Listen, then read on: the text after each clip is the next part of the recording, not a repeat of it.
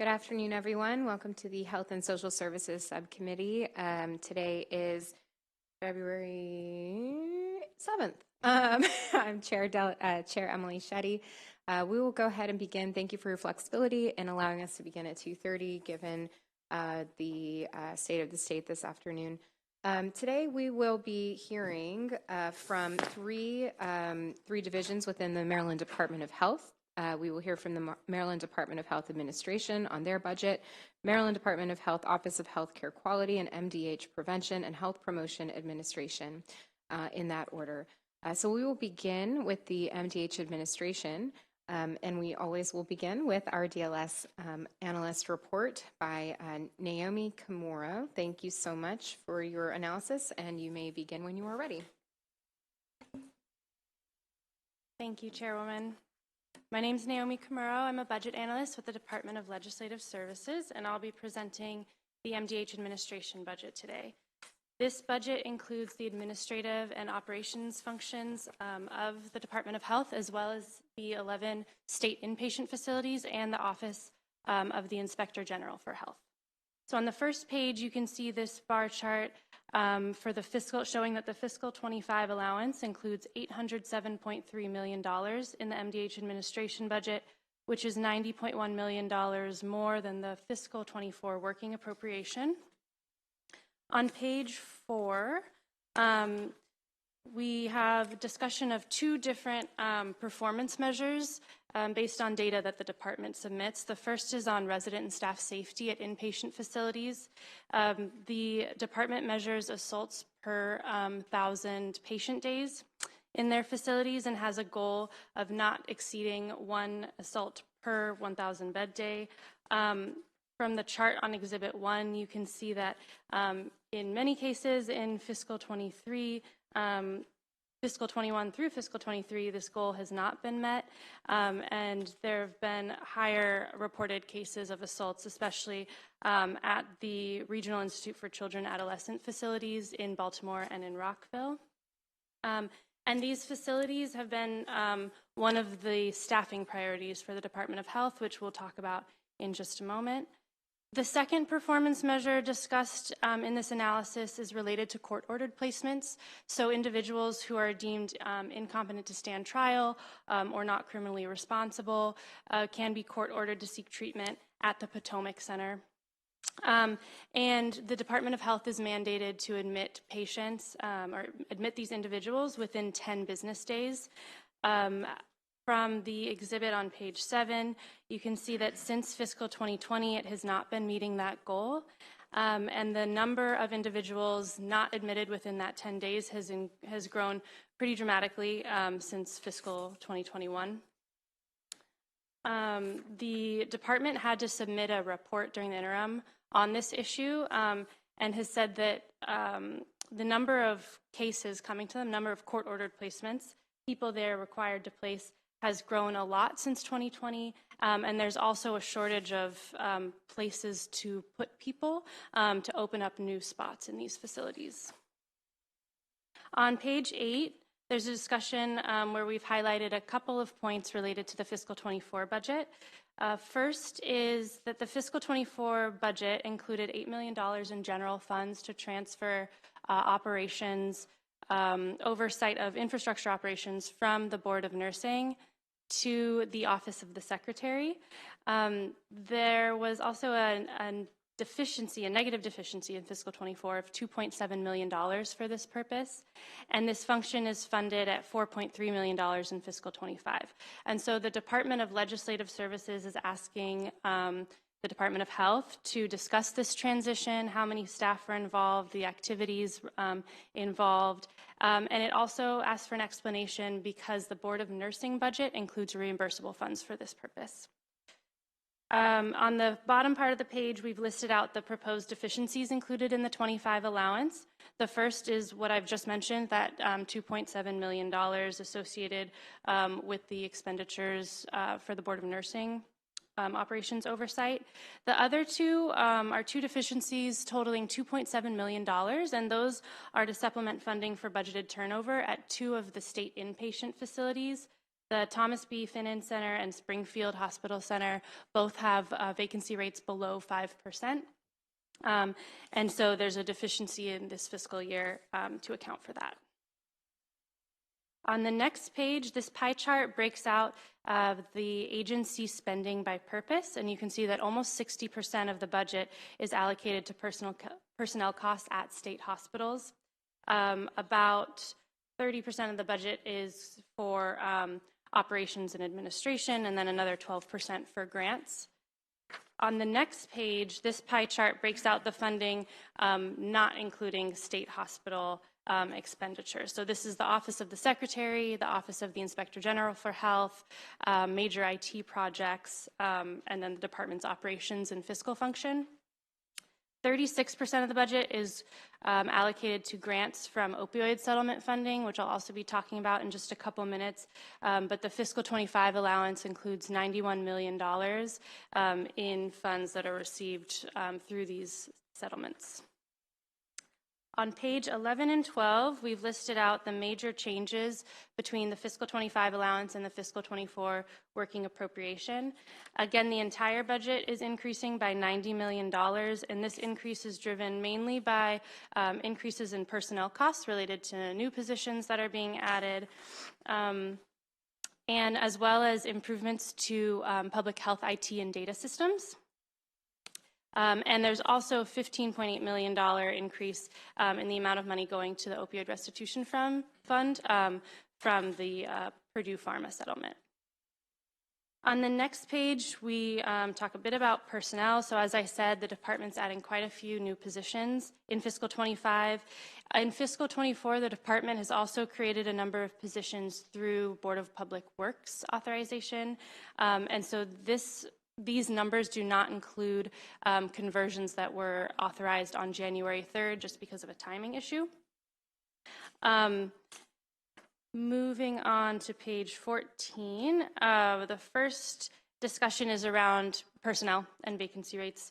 And so as you can see from this chart, between January fiscal 23 and January fiscal 24, the MDH administration units have decreased their overall vacancy rate by about 3 percentage points. On page 15, this exhibit shows the changes in vacancy rates between fiscal 23 and fiscal 24 in the administrative offices and then in the different types of facilities. So there's 2 long-term care facilities that this budget includes. There's 7 behavioral health facilities and then 2 DDA facilities. Again, as you can see, vacancy rates in each of these breakouts has decreased over the last year. On the next page, we discuss a little bit more about personnel at the inpatient facilities. So I already mentioned really low vacancy rates at Finan and Spring Grove. And then at the RICA campus in Rockville, the department's adding a new unit and staffing it with 68 new positions. So DLS has asked the department to comment on the function of this new unit. In addition, the fiscal 24 budget bill restricted funding pending a report from the department on staff and salary, which has not yet been turned in. And so DLS is also recommending budget bill language this year restricting funds pending that salary study. The next issue I'll talk about is related to the overdose response in Maryland.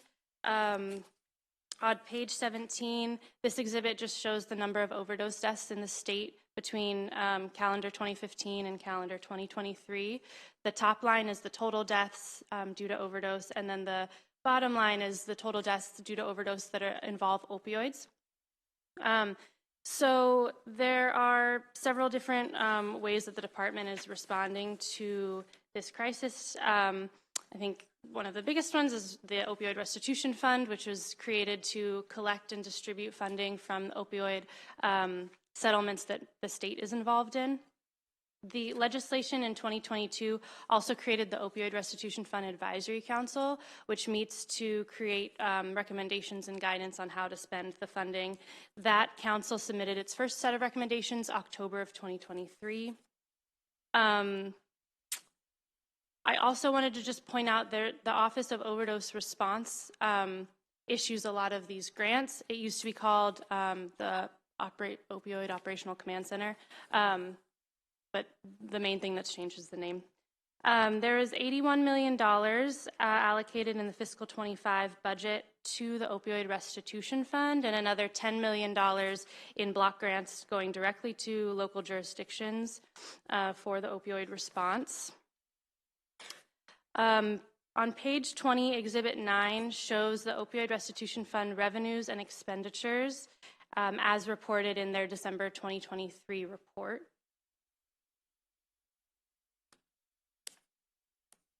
On page 21, this shows, Exhibit 10 shows the grant allocations by jurisdiction.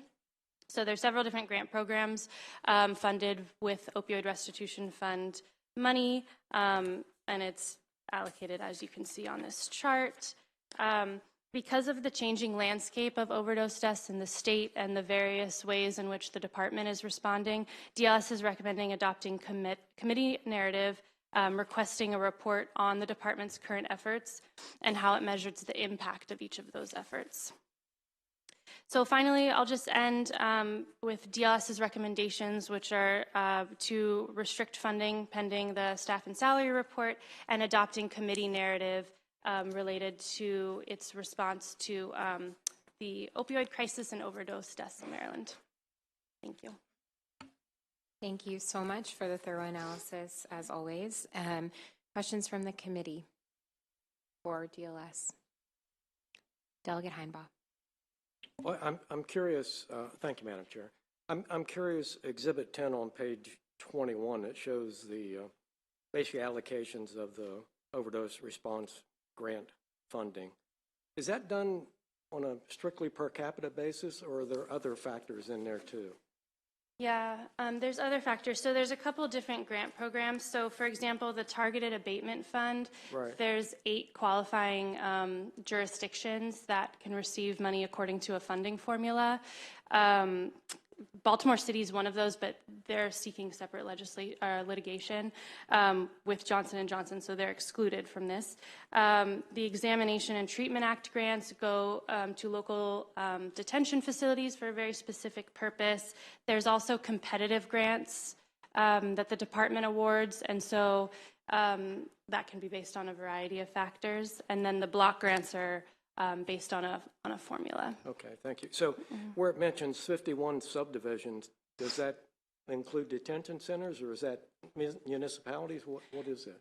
Yeah, municipalities. So I guess I didn't finish my thought. So there's those 8 qualifying counties, right. And then kind of other jurisdictions, other municipalities, for example, can submit local abatement plan fund and receive funding that way. By basically saying we would spend the money in X, Y, and Z ways. And I don't mean to drag it out too much, but why the differentiation between charter counties and everybody else? I'm not sure. Okay. Yeah. Right. Thank you. Thank you, Delegate. Thank you, Ms. Kimura. Anyone else have questions for our DLS analyst? Okay. Thank you so much. Thanks. Really appreciate the analysis. We'll now call up Secretary Herrera Scott, Secretary of Department of Health, for the MDH administration budget. You may bring up whomever you wish and begin when you're ready.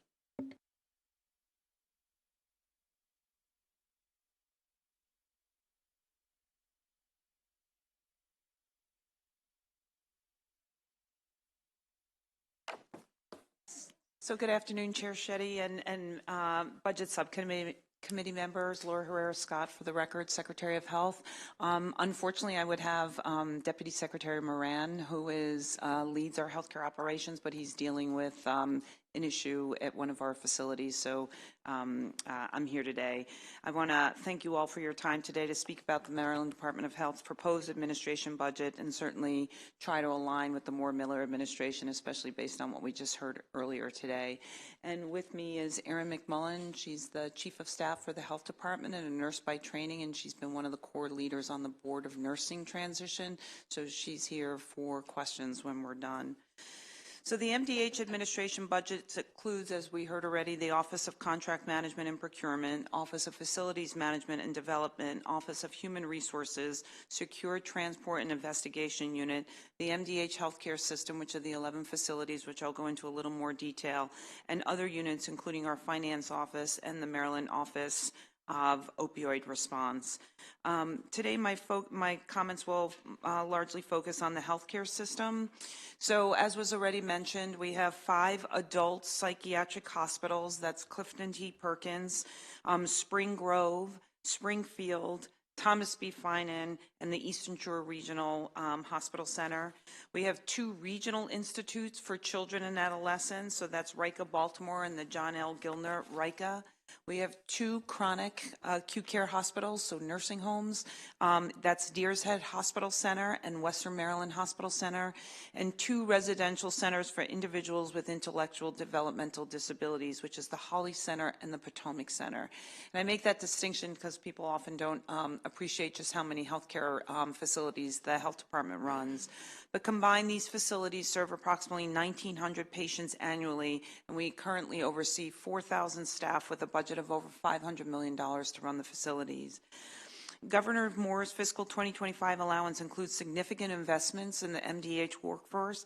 These funds include assistance with relocation, MDH headquarters from State Center to 300 North Green Street, which we anticipate in Q1 of 2025, implementation and analysis of the MDH Master Facilities Plan, which we're still working on, and investments to further bolster our MDH healthcare system. And just to break down some of that, what that funds, 400 new merit positions in the administration budget, demonstrating the governor's commitment to not only a state that serves, but really rewarding our state employees. Opening new units at the John L. Gildner Regional Institute for Children to support children and adolescents who require competency attainment services or who are experience hospital oversight stays. So these are kids with severe emotional disturbances. Staffing support for 44 additional inpatient psychiatric beds at the Thomas B. Finan Center to address the hospital's court order hospital wait list, which you also heard about, and staffing to support patient discharge initiatives at Spring Grove Hospital Center, which also impacts our wait list. If we don't have a place to discharge patients to, they tie up the bed. Additional information regarding the breakdown of the new positions in the governor's allowance is provided in our formal written response to the DLS questions. With that, I will turn to our formal budget responses. The first question prompts the department to respond to the transition of Board of Nursing oversight to MDH and current MDH spending to support the board. In accordance with chapters 222 and 223 of 23, the department is now responsible for the oversight of operations and infrastructure at the Board of Nursing. And since the bill took effect in April, several members of the team have been involved in providing oversight and support to the board. That includes Chief of Staff Erin McMullen, a health policy analyst, the department's Chief Information Officer, the department's Chief Portfolio Officer, and other IT staff, including our Chief Information Security Officer, or CISO. In addition, the department's Chief Financial Officer and other fiscal staff have been helping to support the board. Our formal response details each of the duties and responsibilities. In 2024, the budget included $8 million in general funds to support infrastructure operations at the board. These funds are in addition to the board's special funds, which are derived from licensure fees. But per the chapter, the department is limited on how it can spend the $8 million general funds it received. These funds are meant to support infrastructure operations defined as administrative activities of the board, including tools and resources for the use and support of deliberative actions. It does not include licensing, investigation, or discipline activities, or policy or regulatory issues. So that had to stay under the board's special fees that are generated by licensing fees, and we were focused on the infrastructure, such as reconnecting, for example. Based on the statute, the department anticipates spending $5.3 million in fiscal 2024. As such, changes in the board's appropriation should not be characterized as savings or the result of changes in payroll, but rather the governor's proposed allowance reflects alignment with actual program expenditures. The second prompt asks us for a breakout of new positions in their function. Again, I spoke at this at a high level, but there is a detailed table in the written responses that we provided for you. The third prompt asks us to comment on the function of the new unit at the JLG RICA. Again, the RICAs, or the Regional Institutes for Children and Adolescents, provide residential and day treatment program for children and adolescents across Maryland.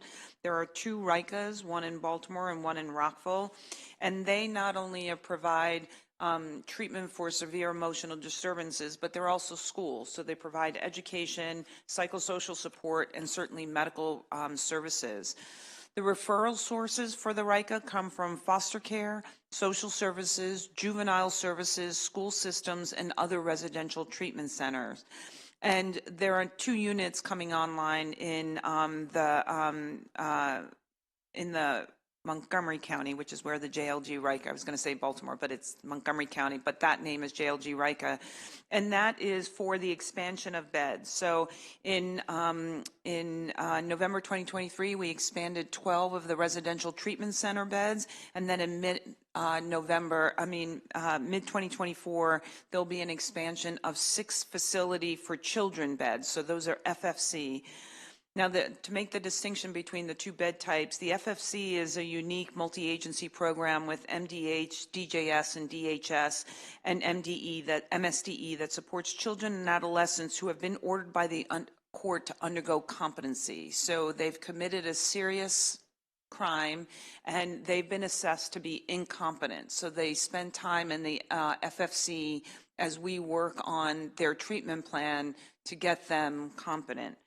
Per statute, youth are placed at FFC after being found not competent, yet attainable, and are not able to be served in the community due to safety concerns, again, because they've committed some crime that requires some other judiciary or action by the judiciary.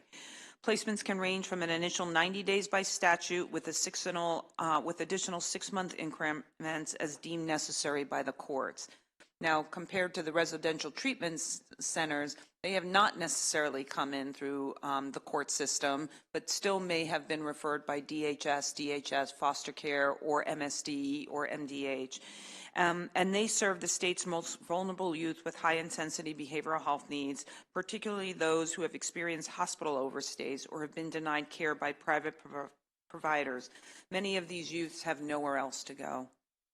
The department is planning a new building on the grounds of RICA Baltimore to house FFC and high-intensity residential treatment center. So I know you all are familiar with our ER wait times, and part of our ER wait times is placement of these children in our facilities. So we continue to expand to meet the capacity, and we look forward to discussing more at the department's capital budget hearings. The 4th prompt recommends budget bill language restricting funds pending a staffing and salary study. We respectfully request that the committee not adopt this language. The department estimates releasing the requested FY 2024 staffing and salary study this month, so it's imminent. It's working its way through the process right now. In the final prompt, DLS recommends adopting committee narrative requesting that MDH submit a report on the department's current efforts to respond to overdoses and how it measures the impact of each initiative. The department agrees with providing the requested information. However, we respectfully request that this information be included in the Commission on Behavioral Health Care Treatment and Access's annual report rather than requiring a separate report. The commission was established last legislative session, and the department has devoted significant time and resources to this work, including 11 support staff that provide the support as well as the analytics for the commission. As part of its mandate, the commission has taken several initial steps, including reviewing prior reports issued by the Opioid Operational Command Center, as well as the data-informed risk mitigation report, and examining life expectancy and morbidity and mortality data related to drug and drug overdose data. So it's already under the purview of the commission to do. So a review of overdose-related activities, including determining whether our current tactics are effective, will be addressed by the commission, and we are happy to incorporate the committee's request into that work. And with that, I thank you, and Aaron and I are here to answer any questions you may have. Thank you, Madam Secretary. Thank you, Aaron, for all of your hard work as well. Do any subcommittee members have questions for the secretary? Madam Vice Chair, I see you moving for your button. Sorry. Coordination isn't what it was yesterday. It's today. I apologize. How are you all doing? Thank you so much for being here. Thank you. I appreciate you. The Center for Firearm Violence Prevention Intervention, the department has requested $10 million for the center. And can you please provide details on how this money will be used and how it will complement and not duplicate the work already being done by the Governor's Office of Crime Prevention and Policy? Oh, no. Sorry. Sorry. That might be for I've the already- third budget. The third yes. budget.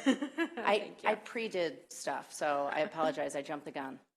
We can answer that question now if you'd like us to answer that No. question now. No. Just hang. No. You'll be back for the third No. one. I was deep in thought.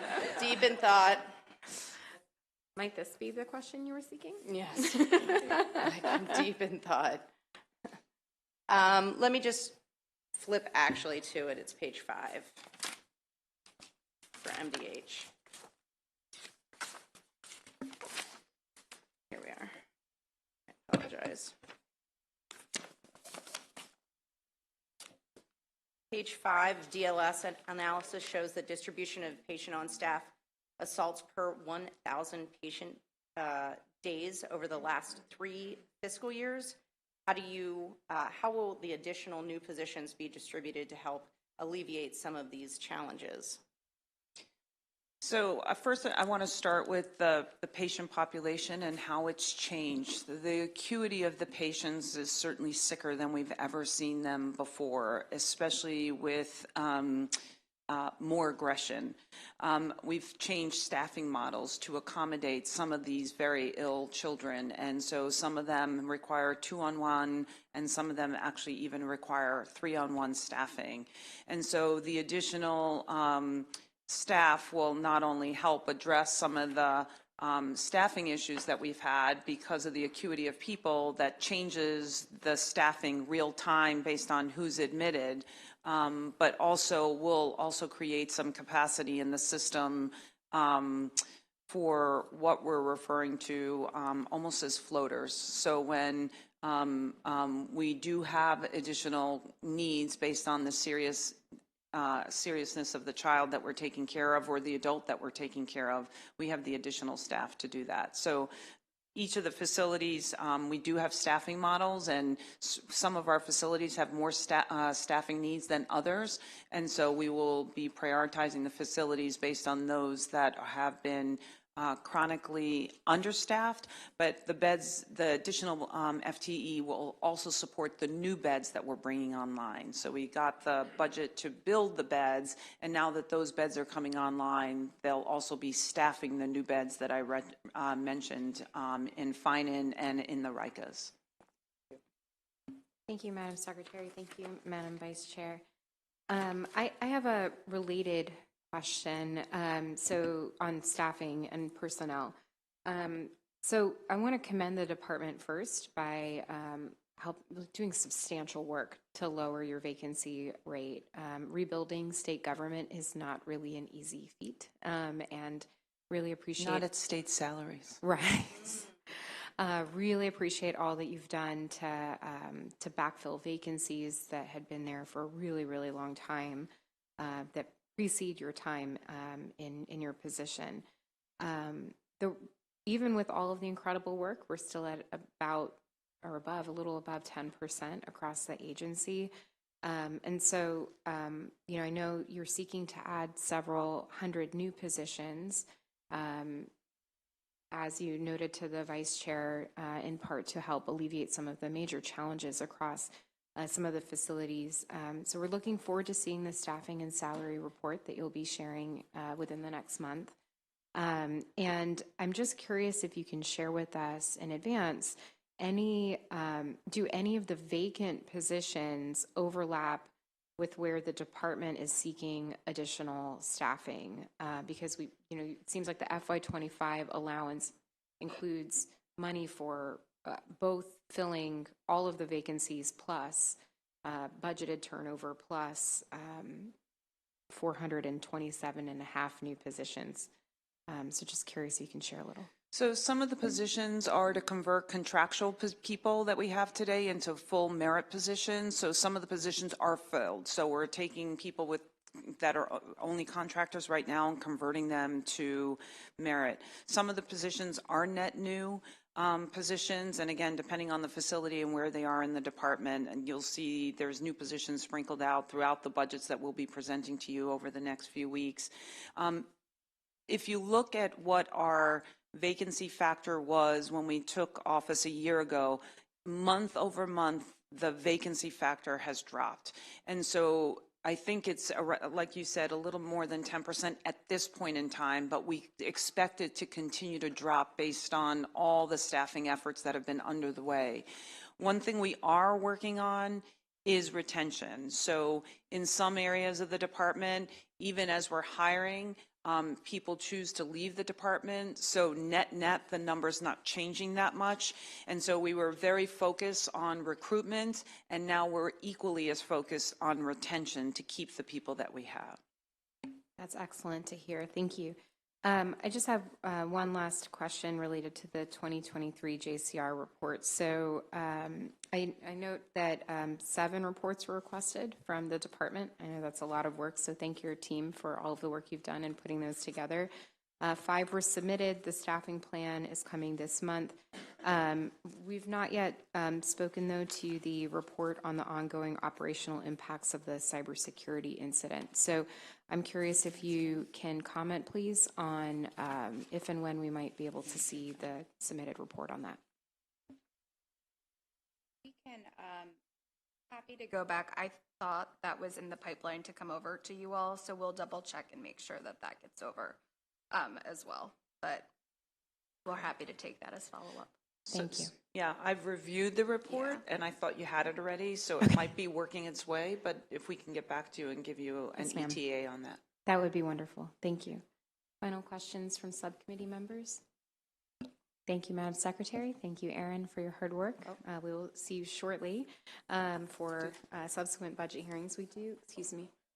Did I miss a question? Oh, I'm sorry. Go ahead, please. I'm sorry, Delegate Heimbach. Sorry, the light comes in and I can't see very well. Sorry. I've already asked my question, but I'm curious. When I look at page 5, Exhibit 1, and I look at JLG, you look at the difference between 22 and 23, it's pretty stark the way the bar jumps up there. So I think maybe you answered my question already. Are you prioritizing adding staff there to deal with that? That's, again, part of, as I mentioned, the acuity of the children that we are seeing is more severe and more aggressive than we've seen before. And so that's one of the places. That's a big change, though. 400% I read. I mean, that's really dramatic. Again, the acuity of the children that we're seeing is just requiring staffing models that we certainly weren't prepared for. Sure. And so some of the additional staff is to help address. We've had to change some of our staffing models to address just how sick the kids are that we're seeing. Yeah, and I don't intend to be critical. I know I admire what you're doing, and I know it's a heck of a challenge, the environment you're working in. But one last question, if I could, and that is, do you look for particular qualities or characteristics when you hire people for these jobs? Are there, or backgrounds, educated? What kind of experience do you look for in the people you hire to work in these facilities? So these are clinicians like any other psychiatric facility. So they are psychiatrists, psychologists, social workers, therapists, including occupational therapy and physical therapy for those that have physical needs. They are aware of the facility that they're applying for. We do have some of the positions are for additional security attendants to be available on the floor to help manage the complexity of the children that we're seeing today. But as far as the skill set, they're the skill set that you would see in any psychiatric facility. Okay, thank you. Thank you, Madam Chair. Thank you, Delegate. Apologies again for my limited eyesight today. Thank you, Madam Secretary. Thank you, Erin. We will now call on a couple of witnesses that have signed up to provide testimony. Actually, I see that there are two that are submitted written, Melva Harris and Jackie Caldwell from AFSCME Local 539. There is one witness who has signed up for oral testimony, Kashana Cross. Are they here? Okay. Then sorry, did I miss? You have 3 for this one? I see. One moment, please. Sorry, one moment, please.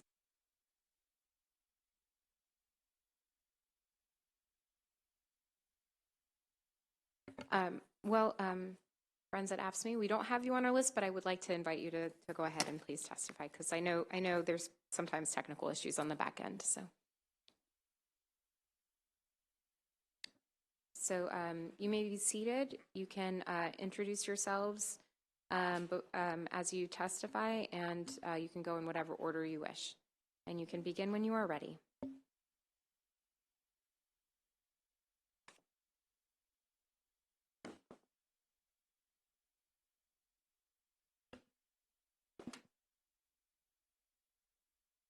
Good afternoon, Madam Chair. Thank you for this opportunity. My name is Gordon Achu. I'm a member of AFSCME Local 266. I have worked at the Spring Grove Hospital Center for 16 years as an LPN CI. I appreciate that the budget had more positions. We still need more. We are very short-staffed at this moment. Currently, Spring Grove is slated for closure with no plan to keep this level of services in the Baltimore area. This is impacting staffing too. We think this is a bad idea. We do great work in these facilities, restoring individuals to safely return to their communities. We have the only forensic juvenile unit in the state. We need more resources for these kids, tablets, activities, and programs to improve their therapeutic and experience while they are here at Spring Grove Hospital Center. We also appreciate the staffing and salary study that is being recommended. We believe it should have been done in consultation with the union.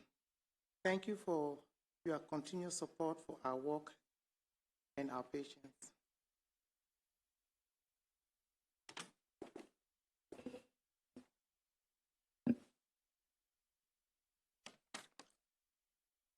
Good afternoon, and thank you for your time. My name is Ikea Cornish, and I am the AFSCME president of Local 770.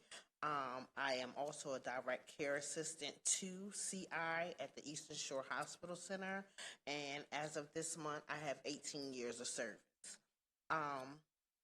I would first like to share with you some of the things that I experienced at the Eastern Shore Hospital Center.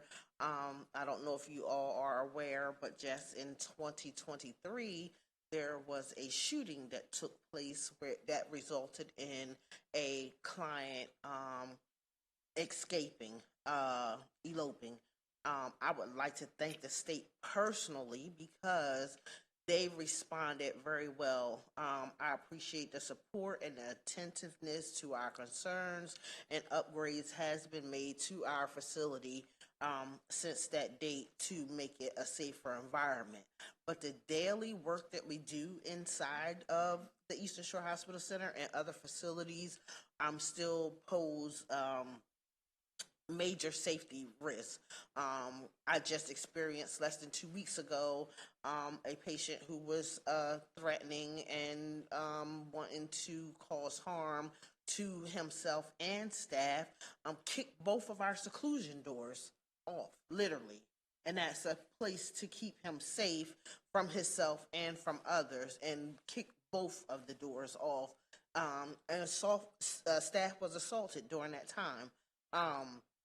We have other issues throughout the facility. So again, I am very grateful for the changes that has been made at the facility where I work, but there are other facilities under the state's umbrella that has not received that type of support or attentiveness. Short staffing contributes a lot to that. And I just learned that there is a budget that will be supporting, like, a budget that supports bringing in contractual workers. I feel like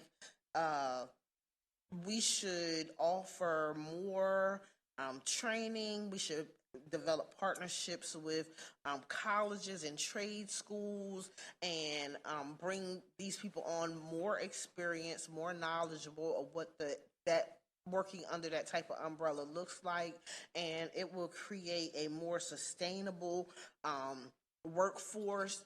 Like, for people, develop a very great workforce, people who are experienced and like myself. I'm a DCA too. I have been for 17 years. I've reached the ceiling. There's nowhere else for me to go. There are no opportunities for me under the state's umbrella to advance in other positions, to move up, to bring others in. And we can't say that our contractual workers are invested in what we do. If I was sitting in management shoes, I would take a bet on someone like myself who's been there 17 years, 20 years. The chances of me going somewhere is slim to none. Why wouldn't I invest the education and the funding there to keep someone with the knowledge and experience, instead of bringing someone in from high school who is not seasoned to work with the populations that we work with? So again, I thank you, and I appreciate you all for allowing me to share.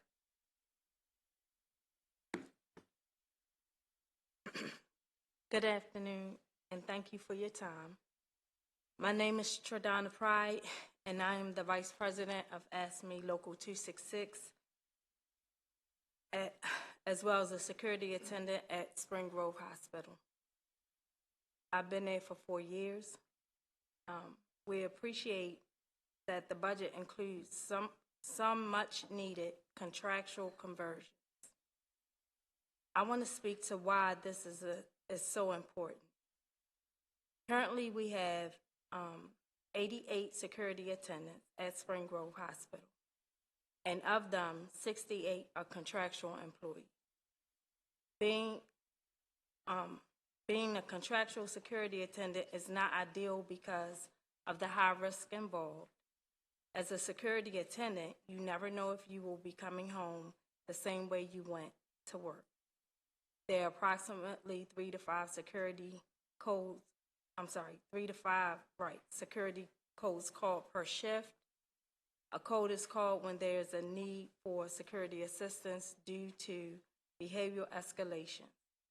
If an officer is injured, their contract is usually not renewed. Because of the nature of our job, we also face frequent false allegations, which prompts investigations and possible termination of their contract. Simply put, there is no job security. We need our officers to be merit employees. We would also ask if and when they are converted to merit employees, that they receive credit for the contractual time.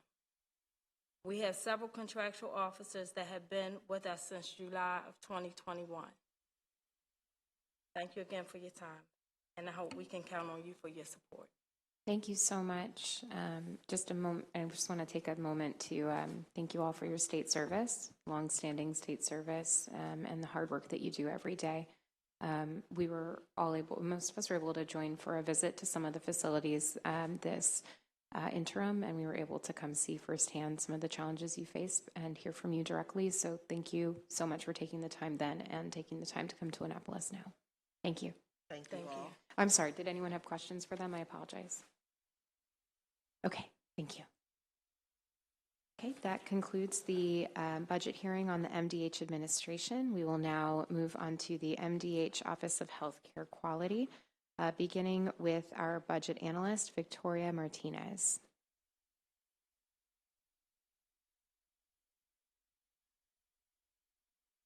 And you may begin when you are ready.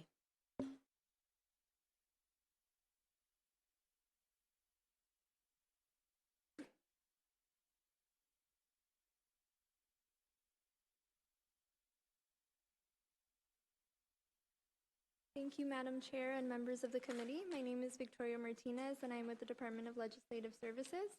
Today, I'll be presenting the operating budget for... I'm sorry to interrupt. Could you please move the microphone a little closer to you? It's a little difficult for me with my old ears to hear you. Thank you. Is that better? Okay. Today, I'll be presenting the operating budget of the Office of Healthcare Quality within the Maryland Department of Health for fiscal 2025.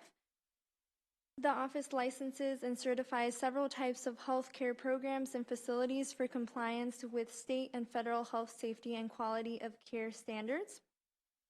As you can see on the first page of the analysis, the fiscal 2025 allowance increases by $7.4 million or 23.1%. For a total of $39.6 million for this agency. Continuing on page 2, Exhibit 1 shows the allowance by the use of the funds, demonstrating that most of the funding in the budget, over 83% or $32.8 million, supports regular personnel. Exhibit 2 on the next page shows how personnel spending is split across the agency's major monitoring units. The long-term care unit for surveying and licensing nursing homes makes up the largest share of personnel cost, followed by the unit that surveys and licenses developmental disability administration providers. Moving on to Exhibit 3 on page 4, this shows a breakdown of the $7.4 million increase from the fiscal 2024 working appropriation and the fiscal 2025 allowance by showing an itemized list of the changes. The largest change in the budget is due to a $3.9 million increase in funding in the long-term care program that I will discuss in more detail later in this presentation. The second largest change is due to personnel with $2.4 million for salary increases and associated fringe benefits due to the fiscal 2024 cost of living adjustment, and $1.6 million for personnel costs associated with 20 new positions. Continuing with the personnel section, Exhibit 4 on page 6 shows that vacancies and the number of filled positions have fluctuated in the past few fiscal years, with a vacancy rate low of 8.3% in May 2023 and a high of 17.2% in January 2024. Office of Healthcare Quality should discuss why the vacancy rate has recently increased and what efforts are being made to fill vacant positions.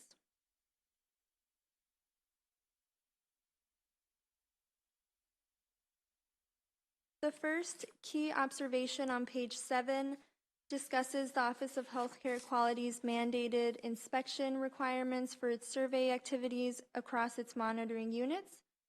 There was a ransomware attack that occurred on December 4th, 2021, that led Office of Healthcare Quality surveyors to lose access to the database for tracking and managing survey records until regaining access on May 3rd, 2022. The agency reported that the process of re-entering and verifying data collected during the ransomware attack was completed by March 2023. Exhibit 5 shows the office's annual survey rates in the Developmental Disabilities Unit, while Exhibit 6 shows the office's recent survey activities in the Assisted Living Unit. Both of these exhibits show that the Office of Healthcare Quality has not been meeting their survey goal for surveying all licensed providers for both of these units annually.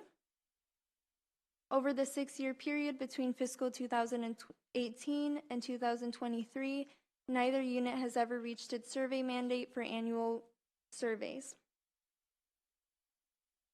Exhibit 7 on page 10 shows the long-term care unit's recent survey activities. The number of surveys grew significantly in fiscal 2021 due to the COVID-19 pandemic, as the Office of Healthcare Quality had to conduct COVID-19 related focused infection control surveys. In fiscal 2023, the agency did not complete any focused infection control surveys because the mandate from the Centers for Medicare and Medicaid Services that required these surveys expired as of May 11th, 2023, so these surveys were no longer needed.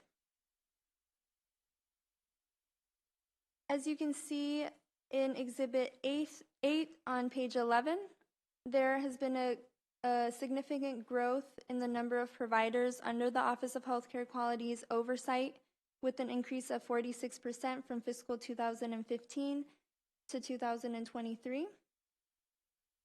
This increase in providers, in addition to vacant positions within the agency, has contributed to the low survey completion rate.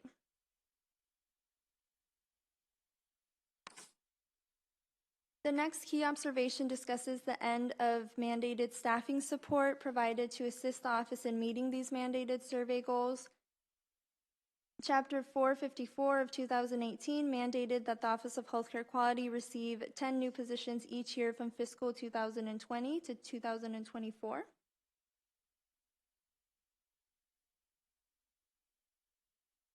Exhibit 9 on page 13 shows the distribution of the 50 total positions across monitoring units, in addition to 20 additional positions in fiscal 2025 that were not mandated. The long-term care unit received the most positions over this period and also received 13 of the 20 new positions in fiscal 2025. The Office of Healthcare Quality should comment on the long-term care unit's ability and plan strategies to fill 13 new positions in fiscal 2025.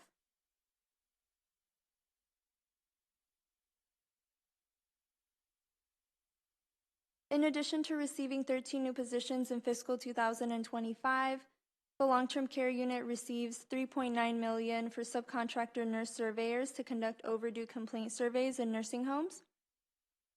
MDH reported that the subcontractor nurse surveyors will complete pending complaint surveys while the merit positions will conduct annual surveys. The agency reported that the additional subcontractor positions are needed because of an insufficient number of nurse surveyor positions to complete state and federal mandates. The Office of Healthcare Quality should provide the number of complaint surveys in nursing homes that are currently overdue and their impact on agency and nursing home operations. Office of Healthcare Quality should also explain the planned use of these funds, including the timeline for choosing a vendor and awarding a contract, and a plan for resolving overdue complaint surveys.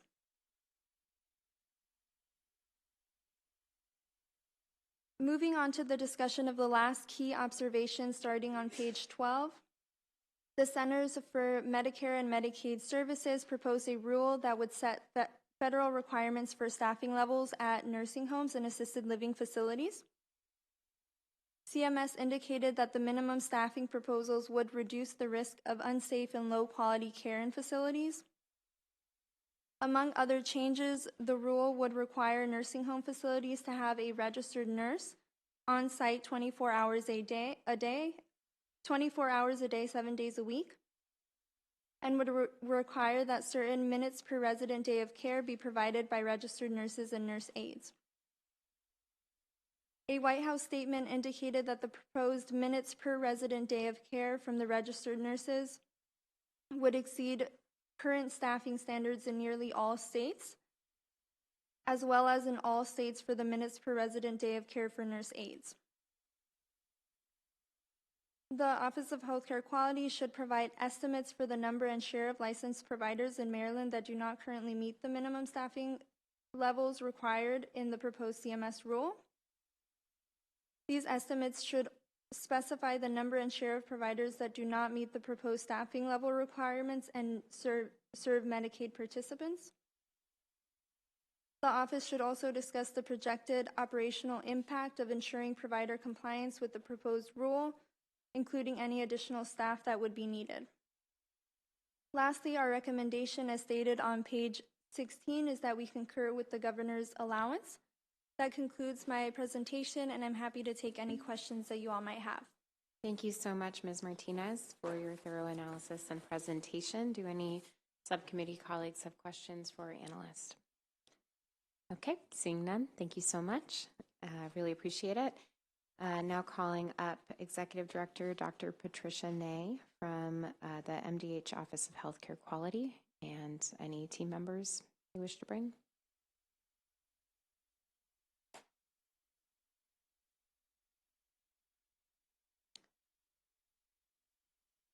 You may begin when you're ready. Please introduce yourself to the committee when you have a moment, and go in any order you wish. Thank you. All right. Well, thank you, Chair Shetty. I'm Dr. Nilesh Kalyanaraman, the Deputy Secretary for Public Health Services of the Maryland Department of Health, and I have with me Dr. Tricia Ney, who's the Executive Director of the Office of Healthcare Quality. Thank you to yourself, Vice Chair Jones, and the Budget Subcommittee members for having us here today to talk about our Office of Healthcare Quality budget and the alignment of funding to support the Moore-Miller administration. So the Office of Healthcare Quality is the agency within the Maryland Department of Health that assesses compliance with state licensure and federal certification requirements in healthcare facilities, community-based programs, including long-term facilities, commonly referred to as nursing homes. Currently, OHCQ oversees over 21,000 providers across 47 types of healthcare facilities and community-based programs. OHCQ has seen a 6.7% increase just in the last year of the number of providers they oversee, and these providers are primarily in residential service agencies, healthcare staff agencies, sites serving individuals with developmental disabilities, and clinical laboratories. But then also, as you see in the BLS analysis, we have had year-on-year increases in the requirements for OHCQ oversight. OHCQ needs to grow in order to meet that growing demand. National attention has shown a light on challenges across the country related to state agency capacity for long-term care, and as the federal report highlights, Maryland is not unique. At the same time, there are a number of advances OHCQ has made in better fulfilling its mission. I'll highlight just a few for you. OHCQ has implemented revised licensure processes for healthcare facilities and community-based providers, and provided enhanced technical support, resulting in faster processing of licensure applications. OHCQ implemented a new software platform for all survey activities for 17 provider types, including assisted living programs, adult medical daycare, healthcare staff agencies, and residential service agencies. They enhanced the long-term care change of ownership dashboard to include information about the change of ownership process, required forms, links to other resources, and a real-time list of all completed change of ownerships in Maryland. And OHCQ has completed a multi-year review of assisted living programs with proposed regulations awaiting publication in the Maryland Register. This budget allowance provides essential investments to address health, care quality, and oversight of long-term care facilities, and to ensure Maryland is a state that is safe. I'd now like to briefly review our written responses to the DLS analysis questions. So the first item was around the vacancy rate and efforts to fill those vacant positions. The increases in the past fiscal year are due to two items. One is new positions that came online, and the second is merit conversions. And so with the recent filling of 12 of those new FY24 positions and 6 merit conversions, our vacancy rate is down from that 17.2% to 8.99%. Extensive recruitment efforts are underway to fill the remaining vacant positions, with positions posted and interviews being conducted.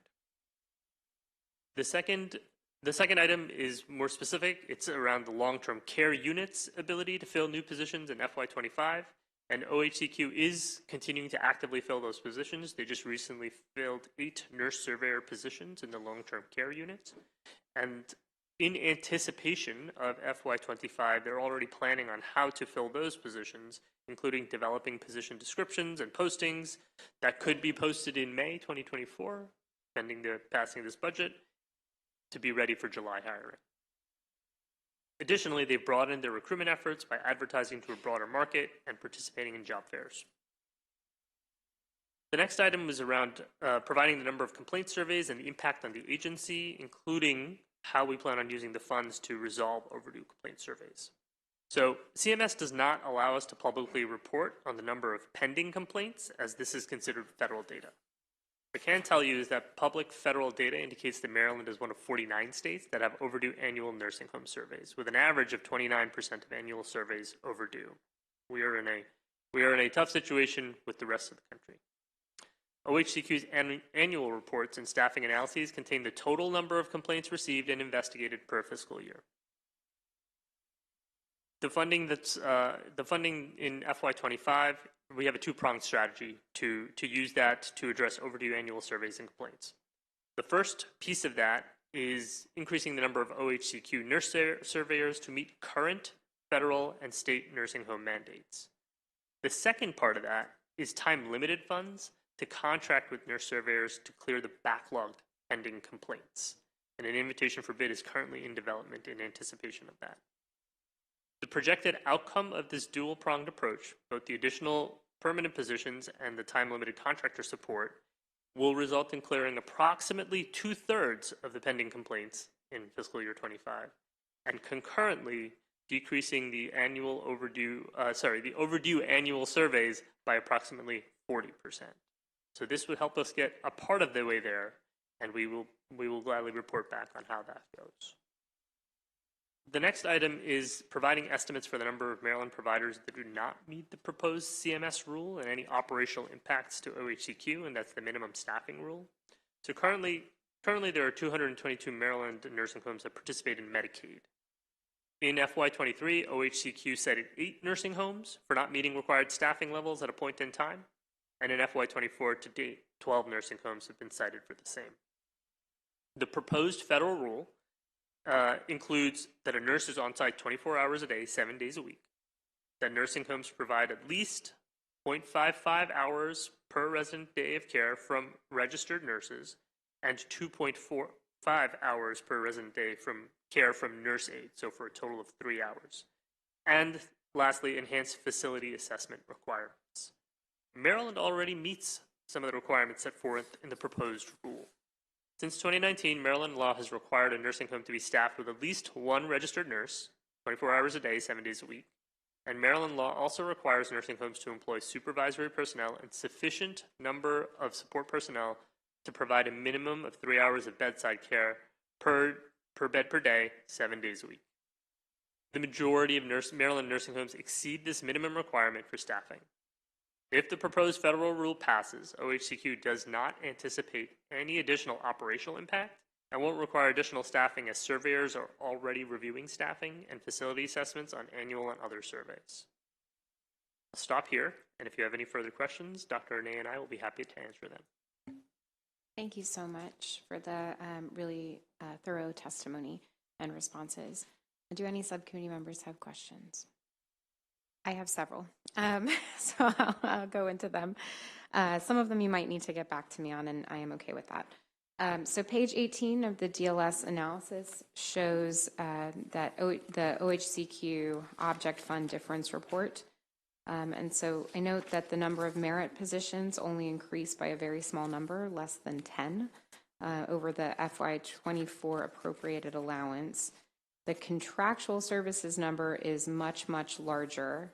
The delta between the 2 fiscal years is nearly $4 million. Can you please comment on this difference? Sure, Shetty. Can I just, which page was that on? Page 18 of the DLS report. So if you look at page 18, line 8, FY24 working appropriation for contractual services is $66,000, and FY25 allowance is over $4 million. The delta is $3.9 million. Right, and so that $3.9 million is the contractual services that I was referring to clear out the backlog of complaints, overdue complaint surveys, and so that is intended to bring down the number of complaints by approximately 2/3 in the coming year. Okay, and then once you have completed the backlog, are you anticipating needing to hire permanent staff to maintain, or is this like a one-time budget request, or are we likely to see the same amount next year? So we will need to assess as we're going whether we need additional one-time funds to clear out the remainder of that backlog. As I noted, it was about 2/3. We expect 2/3 completion. But the second piece is that with annual growth rates, we anticipate needing additional staff yearly to keep up with those rates. That makes sense. Thank you so much. Last year, one of the questions I asked in this subcommittee budget hearing was related to a bill passed in 2021, a bill that I'm very familiar with because I was the primary sponsor, that establishes a procedure for forensic genetic genealogy use by law enforcement. Much of it is predicated upon the establishment of a licensing process through OHCQ. Can you comment, please, on the on where you are with that? Sure. I'm going to turn it over to Dr. Nate to talk about that. Sure. So the bill requires us to do certain things, including license the labs that do forensic genetic genealogy for criminal cases, establish a licensing system for genetic genealogists, establish training for them, and approve trainers.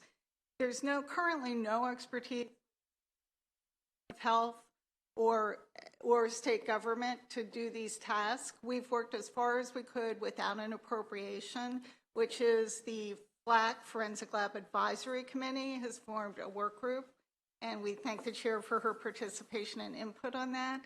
And they've looked at best practices and looked at what regulations would be promulgated to do this. So they're ready to report back to the FLAC committee.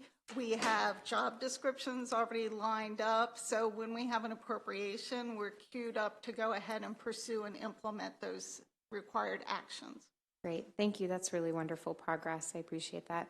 Last year, the former subcommittee chair requested an update on the oversight of Montgomery County nursing homes following the lapse of a decade-long MOU. It had provided money to the county to survey facilities, which had led to only 4 surveys in 3 facilities out of the 34 in the county a year ago. Do you have any updates you can share on that? So we have been responding to Senator Kramer on this and have reached out to Montgomery County and have indicated that we're open to having this conversation. And right now, we're just in the process of scheduling that meeting. Okay, could you please loop me in on that conversation? Happy to do so. Thank you, I very much appreciate it. The last question, and you may need to get back to me, and again, I'm totally okay with that. I'll happily share with the subcommittee and others. But on page 17 of the DLS analysis, OHCQ submitted a report on medication and diagnosis reporting at nursing homes and assisted living facilities, and it highlighted the rate of antipsychotic medication use in Maryland. It's about 14% in assisted living programs and 13.5% in nursing homes in 2017.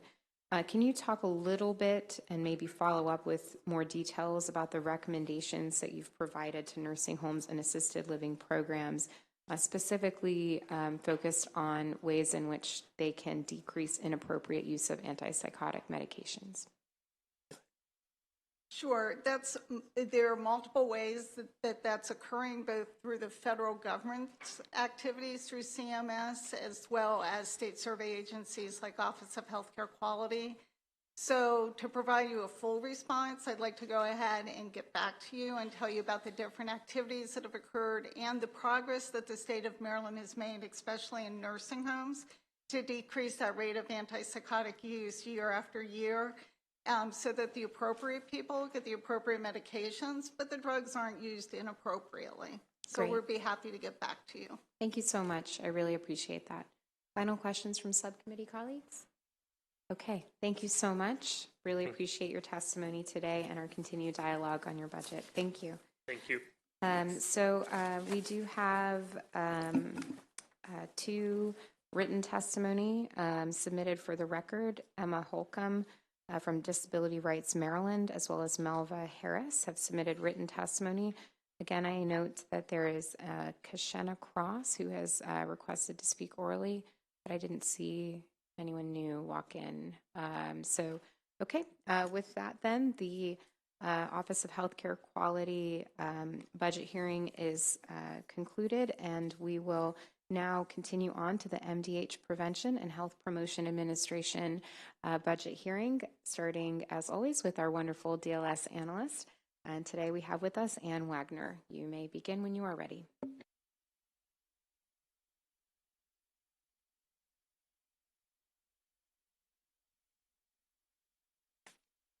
Thank you very much, Madam Chair and members of the committee.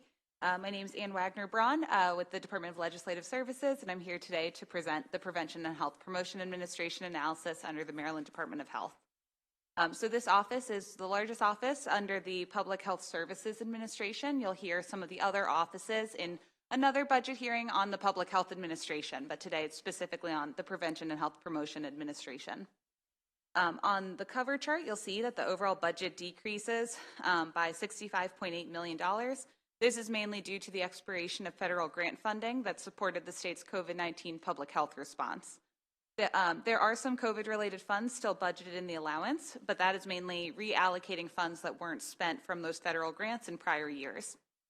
On page 2, the next exhibit shows FIPA's budget when you take out those COVID funds, and without that large decrease, the rest of the budget grows slightly by $9 million, and that's driven by increased spending of federal and reimbursable funds. The federal funds, it's mostly for the WIC Nutrition Assistance Program and other maternal and child health programs. This increase is partially offset, however, by a reduction of about $30 million in special funds under the Maryland AIDS Drug Assistance Program, or MADAP.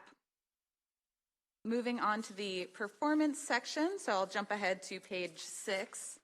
This first item discusses the prevalence of cigarette use among Maryland adults. Exhibit 2 presents self-reported data that MDH collects through the Behavioral Risk Factor Surveillance System.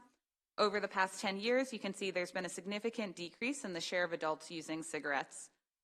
This exceeded FIPA's goal from last year to reduce cigarette use by 31% between 2011 and 2020.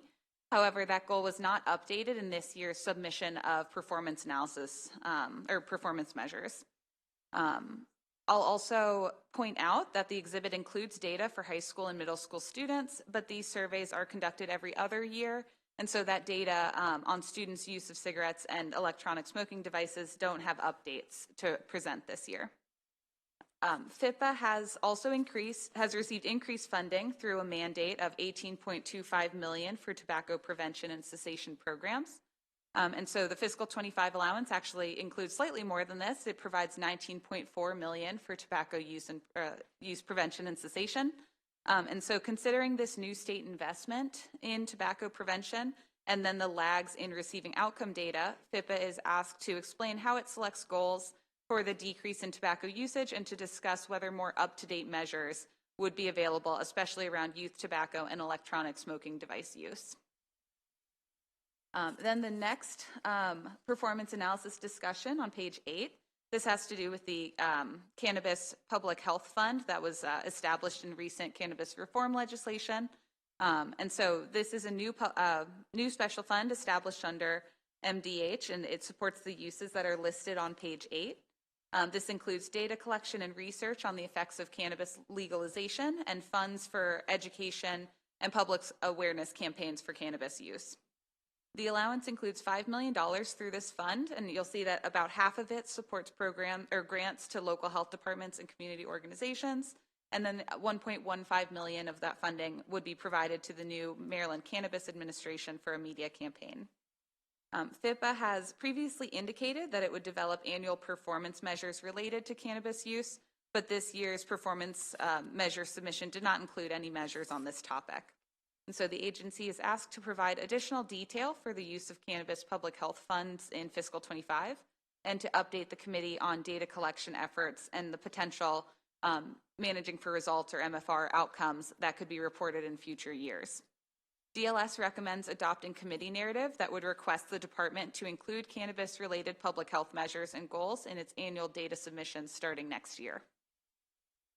So then moving on to the budget discussion, this begins on page 9 to start with fiscal 24 items. The analysis provides an update on legislative priorities that were funded last year in fiscal 24, the current fiscal year. First, there was $3.5 million added to implement the state plan to address Alzheimer's disease.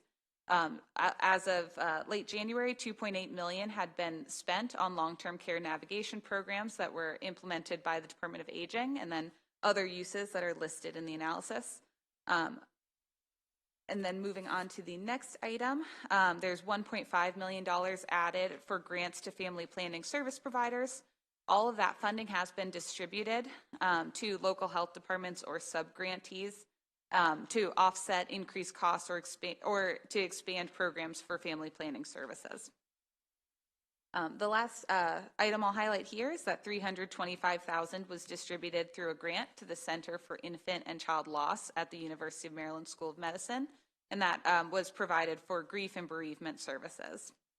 I will note that these were all limited time activities, as the fiscal 25 allowance does not continue funding for any of these uses.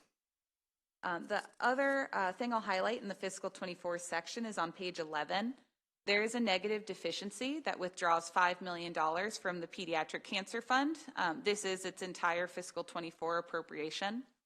The program was established through 2022 legislation, and it provides grants for research, prevention, and treatment under the Pediatric Cancer Fund.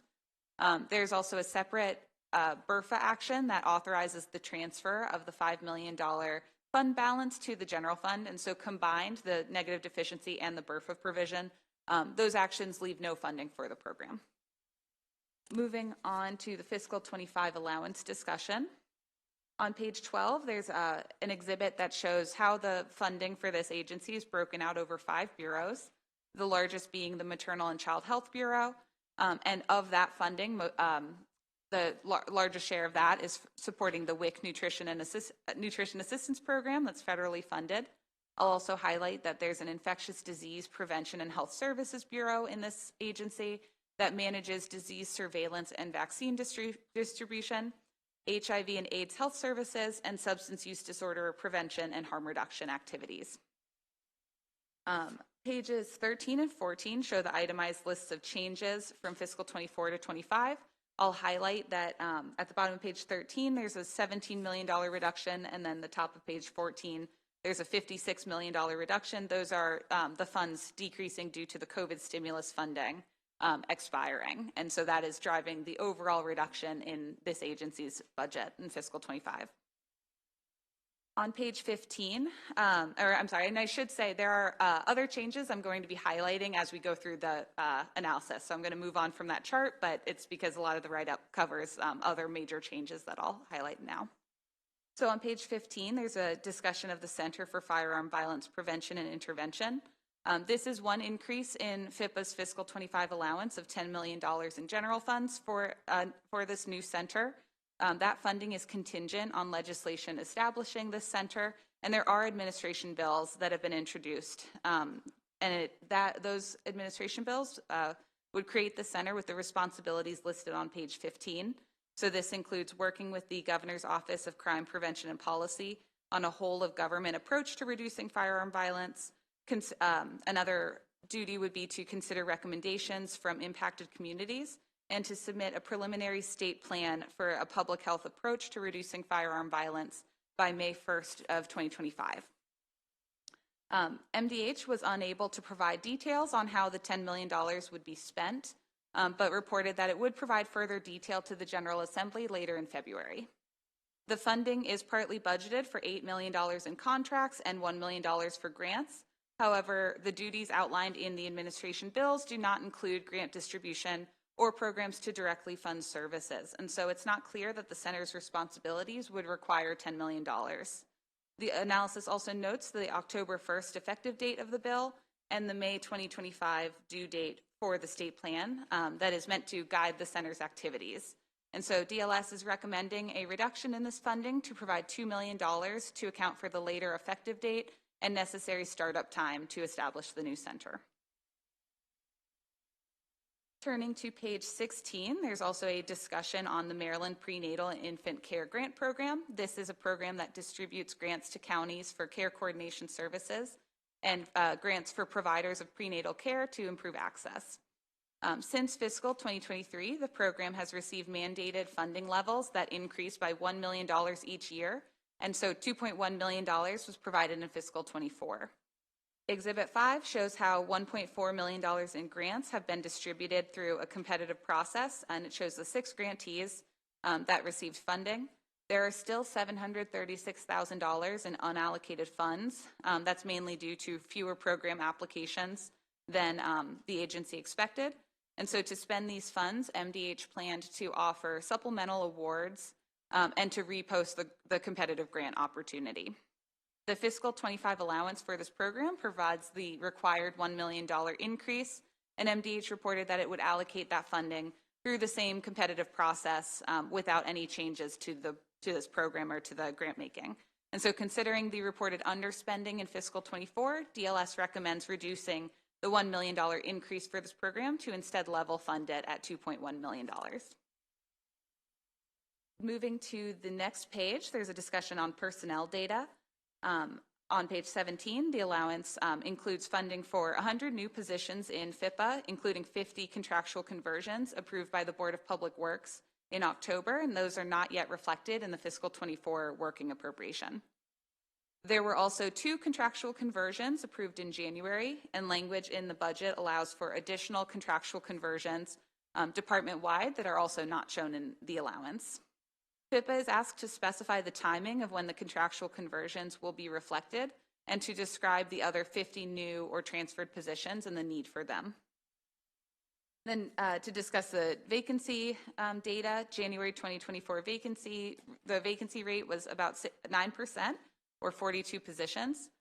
Because this is 10 more vacant positions than would be needed to meet budgeted turnover, FIPA is asked to discuss how it will spend the savings from lower personnel costs. So then jumping ahead to page 19 to discuss a couple issues included in the analysis. The first one has to do with the Maryland AIDS Drug Assistance Program, or MADAP program. There's a special fund under that program that is made up of rebates paid by pharmaceutical manufacturers to Maryland for HIV and AIDS drug purchases that cost more than a certain federally set rate. These rebates support services for individuals with HIV or AIDS, like assistance in paying for pharmaceuticals, insurance premiums, and copays. It also includes things like housing stability, syringe services, and pre-exposure prophylaxis clinics, or PrEP clinics.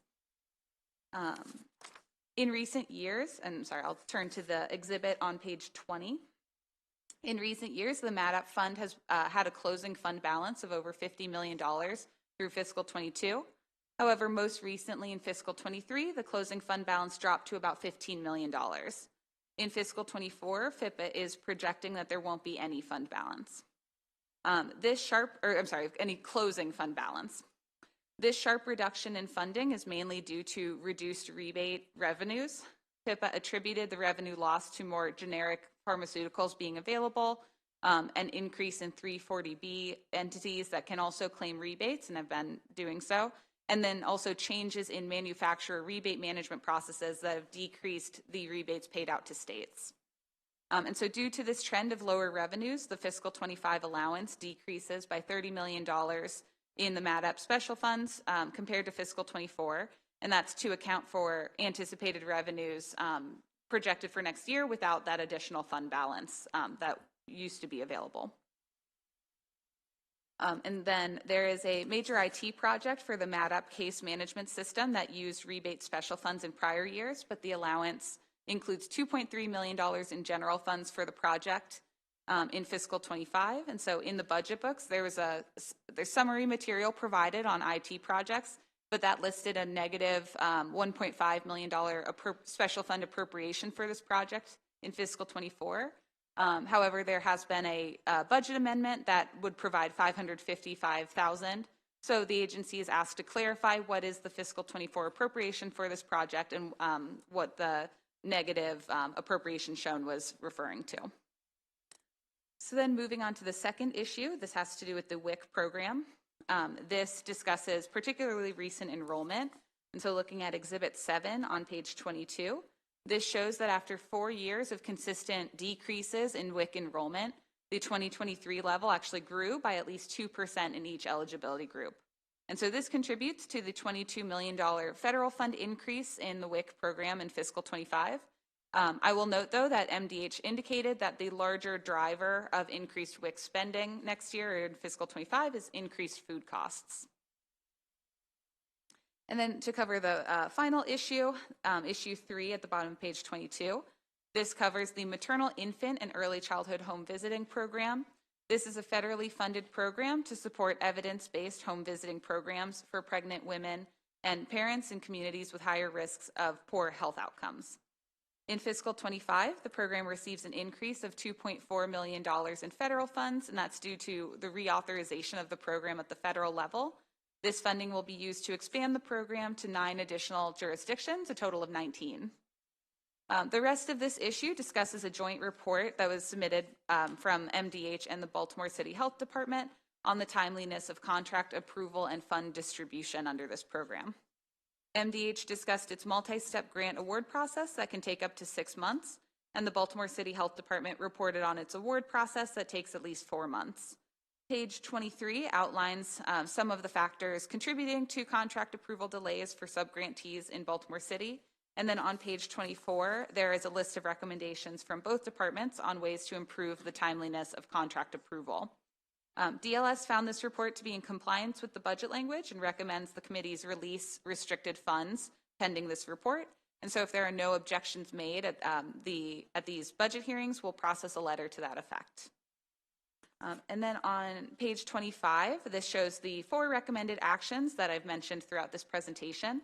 And so with that, I'll conclude. I'm happy to answer any questions.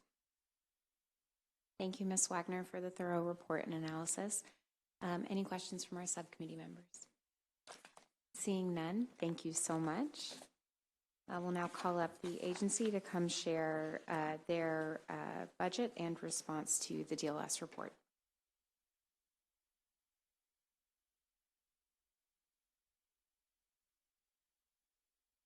You may begin when you're ready.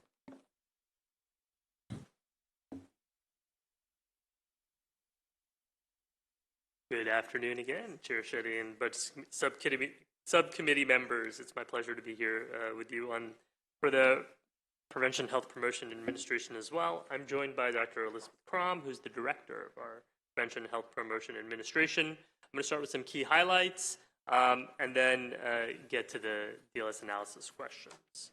So the Prevention, Health Promotion Administration is a large unit within MDH that has a mix of general, federal, special, and reimbursable funds.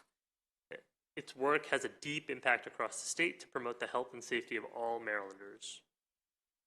There are 5 bureaus that comprise FIPA, as we affectionately call it. I'll give you a brief summary of each one of them. The first one I'll start with is the Maternal and Child Health Bureau.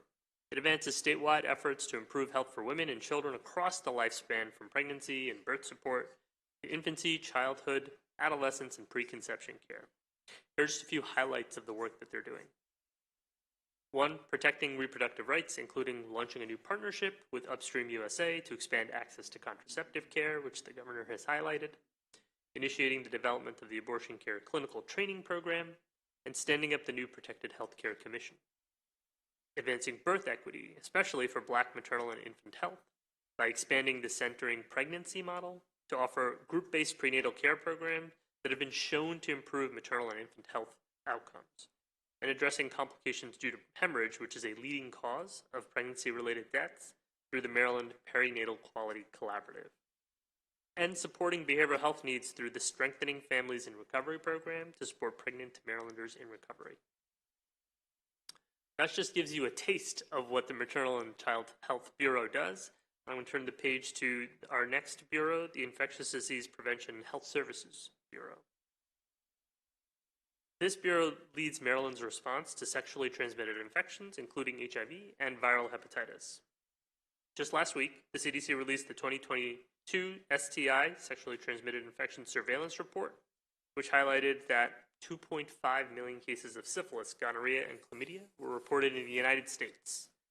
In Maryland, there were 45,198 cases of syphilis, gonorrhea, and chlamydia, with syphilis cases continuing to climb, with 2,753 cases of acquired syphilis across all stages, which is a 10% increase since 2018, and 46 congenital syphilis cases reported, reflecting a 55% increase since 2018. This is a core concern of ours, and we are working to address that, which we will talk about. STIs, particularly congenital syphilis, are an area where we are investing additional services, including trainings for providers and investigators, and in fact have drafted legislation, House Bill 117 / Senate Bill 305, the GIFT Act, to require universal syphilis screening at the time of labor and delivery for all pregnant women, to identify additional cases of congenital syphilis that are not caught during earlier screening during pregnancy. Turning to the next bureau, our Cancer and Chronic Disease Bureau. This bureau works to improve the health of Maryland residents to reduce the burden of cancer, diabetes, cardiovascular disease, tobacco use, and oral health to improve health outcomes across the lifespan. I will talk about none of those items. I'm going to talk about something that is new within the Cancer and Chronic Disease Bureau, cannabis. From 2018 to 2021, 9% of all adults reported current cannabis use, and from 2021 to 2022, 39% of students reported having tried cannabis, with 22% reporting current use when surveyed. With the legalization of adult use recreational cannabis in July 1st, 2023, there is an urgency for us to address this issue, particularly for our youth. The department has stood up the Cannabis Public Health Branch to develop and implement our efforts, including developing a data dashboard to monitor trends, support community-based programs to prevent youth use and misuse, launching a statewide media and outreach campaign in partnership with the Maryland Cannabis Administration, and staffing the Cannabis Public Health Advisory Council. This is an area that we will continue to invest in and grow as this area evolves. The next bureau I want to highlight is our Infectious Disease Epidemiology and Outbreak Response Bureau. This bureau addresses infectious diseases, not including the STIs and HIV that I just mentioned, and works in coordination with a wide range of statewide partners, including local health departments, laboratories, academic centers, and healthcare providers, and federal partners, including the CDC, FDA, and USDA. This team is on the forefront of monitoring our respiratory illness season that comprises COVID, flu, and RSV, and leading infectious disease case and outbreak investigations and response that we all became familiar with during COVID, but which applies to a wide range of infectious diseases. In particular, responding to the respiratory illnesses, this team has led their response to the privatization of the COVID vaccines during the fall of 2023, and has helped manage our expansion of the VFC program for and underinsured children, and the new federal Bridge Access Program for and underinsured adults by partnering with FQHCs and other adult providers to make sure they have access to the COVID vaccines. They've also responded to the new tools to address RSV infections and prevent them. So vaccines for adults 60 and over, and for pregnant women, and the monoclonal antibody product called Beyfortus or nirsevimab, which is being thought of as a vaccine, but is actually a monoclonal antibody. And last but certainly not least, I want to highlight the work of our Environmental Health Bureau. Our state and local environmental health workforce ensures safe food and water, inspects and investigates complaints related to retail and manufacturing food facilities, youth camps, swimming pools, and protects us from dangerous products. To meet the need for environmental health specialists, we're developing an innovative apprenticeship program to build a workforce pipeline. And it's a key part of our efforts because Maryland has lacked such a training program for decades, and it's going to be critical to address our shortage in that area. I'd now like to briefly review our written responses to the DLS analysis questions. So the first relates to MFR goals for tobacco usage. So MDH collects tobacco data through the annual Behavioral Risk Factor Surveillance System, affectionately known as BRFIS. This is an ongoing telephone-based survey designed to collect data on the behaviors and conditions that place Maryland adults at risk for chronic diseases, injuries, and preventable infectious diseases. And then we collect youth tobacco use data through the biennial CDC-developed Youth Risk Behavioral Survey and Youth Tobacco Survey. And it's administered to students in Maryland public middle and high schools. And it focuses on behaviors contributing to the leading causes of death and disability in youth. This data is available at the jurisdiction level and by age and race and ethnicity. The tobacco-related MFR measures were first established in 2000, and given the decline in cigarette use and sharp rise in electronic smoking devices amongst youth in 2020, the MFRs were updated to include electronic smoking devices and any tobacco product amongst youth. Each spring, the department completes an annual MFR measure review and updates MFR measures as feasible, and will continue to do so for tobacco-related measures. The next item was around the planned uses of the Cannabis Public Health Fund in FY25. So over the past year, MDH has developed the infrastructure to support a public health approach for adult use recreational cannabis use in Maryland. And this infrastructure has involved hiring key positions, staffing the Cannabis Public Health Advisory Council, collaborating with key partners, including the Maryland Cannabis Administration and the Alcohol, Tobacco, and Cannabis Commission, and developing the framework for a data dashboard. Canada's public health fund distributions include grants to local health departments and community-based organizations, media campaigns, legal and policy support, and staffing with personnel. The remaining funds that we have will be used to further support local and school-based initiatives. The next item is data collection activities related to adult use recreational cannabis. So MDH has spent extensive time gathering existing data sources and working closely with our Chief Data Officer to support the development of both an internal and external facing dashboard to address the public health impact of cannabis.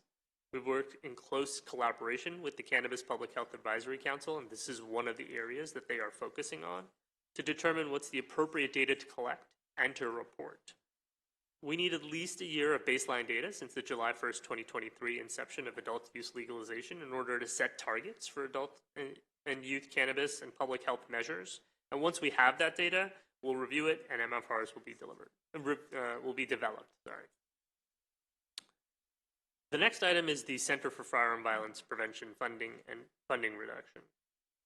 The department respectfully disagrees with this recommendation. Governor Moore is committed to addressing violence as a public health issue as one piece of the goal to create safer communities, and highlighted this item in his State of the State address this afternoon. The department will build upon existing injury and violence prevention work and existing partnerships with planning efforts already underway to support this center. We will work in partnership with other state agencies and community partners to drive a public health approach that uses data to inform and support implementation of evidence-based strategies. This work would operate in parallel with creating a state plan. Given the urgency of this work, we would not wait for the October 1st implementation to then begin work. We would begin that beforehand. Reducing funding would limit our ability to aggressively address firearm violence in Maryland and would hamper our ability to meet one of Governor Moore's objectives. The next item is the Prenatal and Infant Care Grants Program funding reduction. Once again, the department must respectfully disagree with this recommendation. We have to continue our efforts to decrease infant mortality, especially excess Black infant deaths. This $1 million is already planned for allocation to both Baltimore City and Prince George's County, the two jurisdictions with the highest excess gap of Black infant deaths. The next item is discussing the timing of contractual conversions in the FY24 appropriation. So DBM has already effectuated these budget-neutral FY24 realignments for the 50 contractual conversions authorized at the October 25 BPW meeting, and in the coming weeks, DBM will be doing the same for the 2 additional conversions that were authorized at the January 3rd meeting. The next item is on FY25 new positions. We're thankful for the allowance that includes a total of 47 new state merit positions, and these positions are critical, particularly as we see the unwinding of the public health emergency, to shore up our public health workforce in the state. Of the 47 positions in our FY25 budget, 37 of those are conversions of existing contractual positions that supports work currently in our infectious disease control, maternal and child health, and chronic disease bureaus. 10 are new positions to support the Center for Firearm Violence Prevention, cannabis public health work, advancing women's health, and oversight of youth camps. The next item was to clarify the number of vacancies and the vacancy rate that we have. As of February 2nd, FIFA has 39 vacancies in addition to the 50 contractual conversion positions authorized in October. Those 50 contractual conversion positions have employees in position who would be moving into those merit positions. These 39 vacancies equal an 8.48 vacancy rate, which is just above our budgeted turnover, and so we don't really anticipate having significant salary savings. The next item is the MADAP case management system clarification. So the MADAP case management system is critical for modernizing and protecting program participation information. It's supported by special and general funds, and this is a technical adjustment, and it doesn't reflect the change in the program's actual appropriation level. The last item was the release of funds in response to questions on home visiting in Baltimore City, and we thank DLS for the review and recommendation to release the funds. I'll stop here, and thank you for your time, and Dr. Crom and I are here for any questions.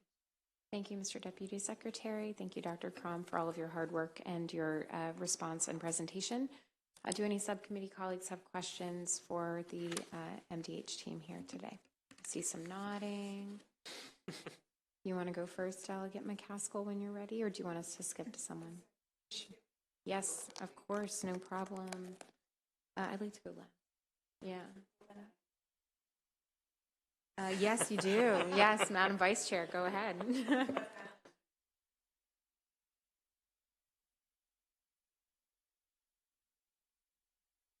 Thank you so much, Chairwoman. I just need to circle back and circle back again. The Center for Firearm Violence Prevention and Intervention, I heard you touch upon it again. Mm-hmm. I appreciate that. But I was just kind of looking for some specifics. Sure. So I can better understand how we aren't being duplicative. So $10 million for the Center for Firearm Violence Prevention, right? Mm-hmm. But what are the details on how the money will be used? And it's not going to be the same work already being done by the Governor's Office of Crime Prevention and Policy. Sure. I'll start with the first part, Vice Chair, which is how will that be used, and then get to how it's not duplicative. So that $10 million includes about $500,000 for staffing, for positions there to be able to lead and execute that work. Approximately $1 million to partner with academic partners to gain their expertise, support, evaluation services. Approximately $1 million for IT and data infrastructure. IT infrastructure and data to be able to build out a true data platform that is able to convey the magnitude of what we're talking about here. So what are the data on homicides, suicides, injuries? How do we disaggregate that data? And more importantly, how are we collecting that data? And so the next piece is about $1 million to support other state agency efforts in that data collection and in that collaboration and coordination so that we can truly have a unified response, public health response to violence prevention and intervention. And then the last piece of that is approximately $6.5 million that's slated to go out to a wide variety of organizations, community organizations, health organizations, health departments, to be able to fund violence prevention and intervention activities. That kind of investment is what's required to be able to make change at the community level and at the county level in order to bring these evidence-based strategies to life. Now, the question. Right, I'll pause there for a second. Okay, so the question is, how is this not duplicative, right? And looking at the work that's being done in the Governor's Office of Crime Prevention, the focus is much more on the crime prevention piece. When we talk about a public health approach, we're not really looking at this as a criminal issue. We're looking at this as a human services health issue. So what does that mean? That means we're looking at what are the drivers that lead to firearm suicides, homicides, and injuries, and how are we intervening quite separately from a law enforcement perspective. How are we intervening to address those risk factors, mitigate them, and truly prevent the next firearm suicide, homicide, or injury? Or if it does happen, how are we supporting communities, individuals and communities that are affected to break those cycles, whether it's suicide or homicide? When you look at what's happening in the Governor's Office, there is a violence intervention program.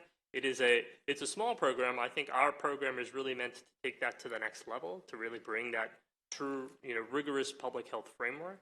And when we look at the programs that are being funded, there's a selection of programs there, but we're looking really to broadly partner across the state to identify what are the neighborhoods we need to work with. And I think this work dovetails also with the Enough Act that's been proposed by the governor as well, to focus on communities and really look at one of the facets, right, is this issue around firearm violence and injury. So, Doctor, if I heard you right, that's $1 million in IT and data, and then another $1 million in data and services across departments to pull all that data together? Well, so it's 1 million for IT and data infrastructure, 1 million for other agency supports, which may be data or which may be programmatic. But it is meant to build on other state agency work. And then the 6.5 would be going to on-the-ground work. Correct. Thank you. Right. Very much, Chairwoman. Thank you, Madam Vice Chair. Delegate McCaskill.